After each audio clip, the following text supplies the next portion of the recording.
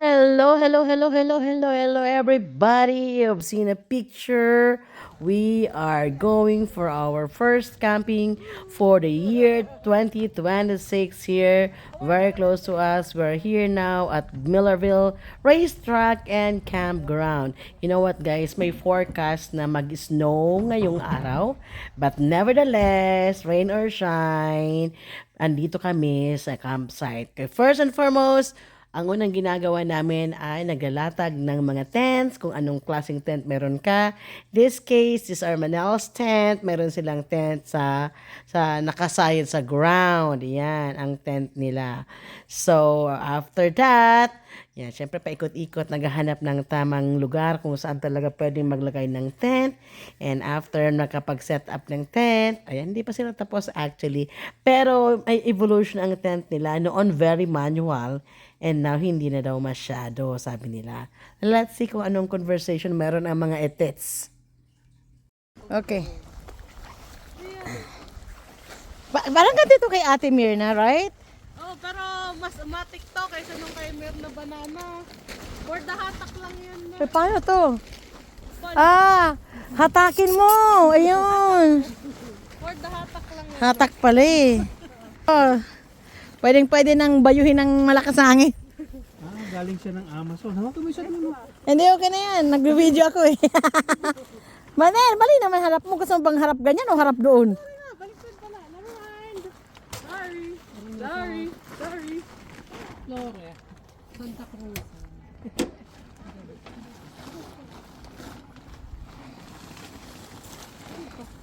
Magtayo ng manon na chance eh. Ito yung bakit hindi natin. Yeah, bilis. Tapos may ibabaw yan, di ba? Oo, baba. Mama, hindi mo alam maglagay ng manual eh. O di yung... Hindi. Okay, natapos mag-set up. Siyempre may picture. At ito yun na ang pinakamaganda. Whoops! Bonfire pagkagabi. Ito ang pinaka-exciting lalo na sa mga bata, of course. Kasi alam niyo inaabang-abangan talaga ng bata, ng mga bata ay ang paggawa ng walang kamatayang s'mores. Yung mga tumutuhog-tuhog sila. Then, inaano yan, sinusunog ng konti, ilalagay sa graham with chocolate. Ayan, they're doing it now. Ayan, guys. Tapos na kami mag-dinner yan. Wala kaming video ng dinner, ano. By the way pala, guys, nung pumunta kami dyan, we already have prepared dinner para tapos mag-set up, kakain nila. And for all you know, kami pala pag nag-camping, we eat together. So, sama-sama kami para masaya. So, kami everyday in here, we work hard. So, parang itong camping, ito yung time namin to relax. So, after that, syempre, itong mga to ayaw paawat. Mayroon daw mga tinatawag na inihaw na pusit.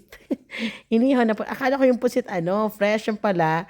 Inihaw na daing na pusit. So, I guess, yan, it should be the fresh one. Pero, ewan ko, itong version ni Kat saka ni Bea. Pakinggan natin. Paano ko sabihin? Yun. Tusok sila ulit. At saka yung Mahiwagang sibuyas na may konting suka.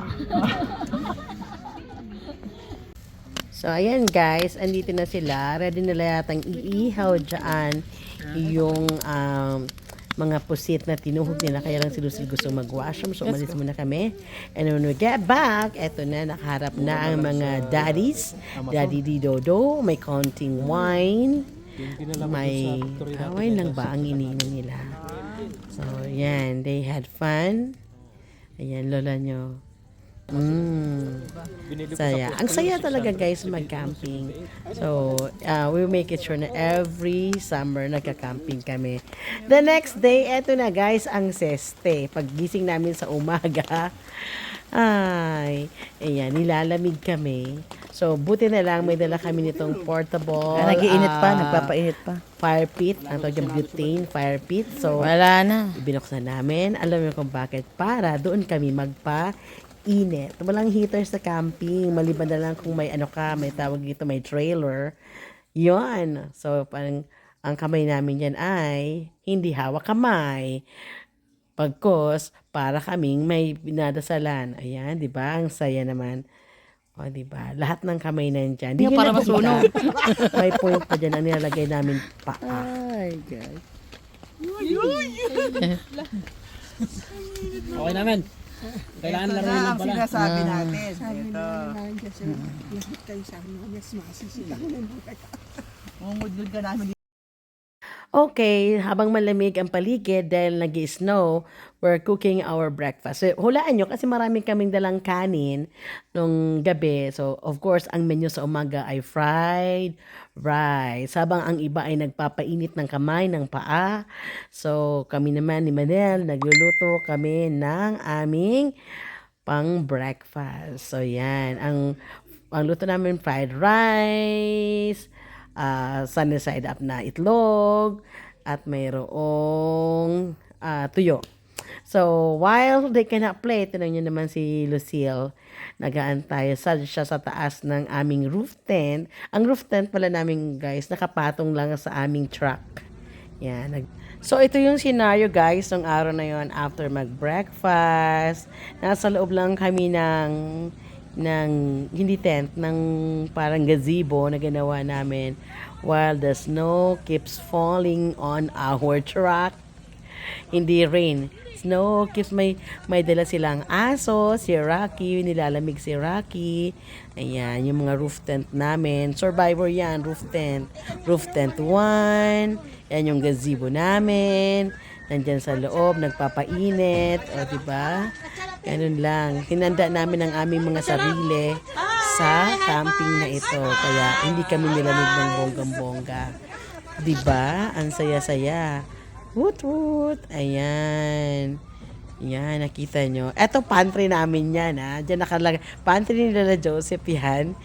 Ayan. Ayan, si Senior Joseph, ng ating videographer of the day. So, after that, in the afternoon, yun ang guys.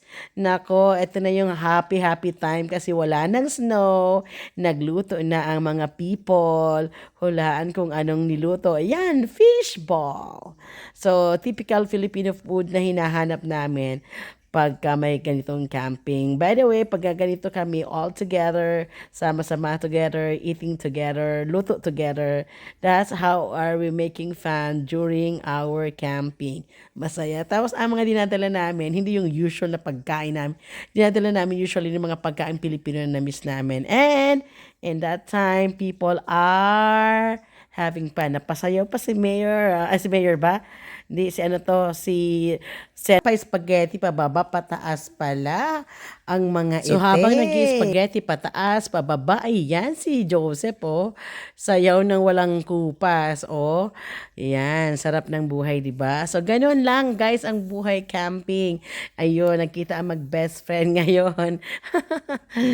So, ayan, this is our group. Ito yung araw na last day namin, nag-group picture kami.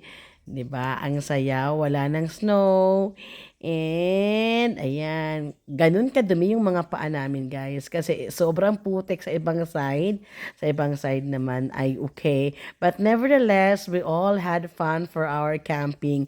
Looking forward for our next camping.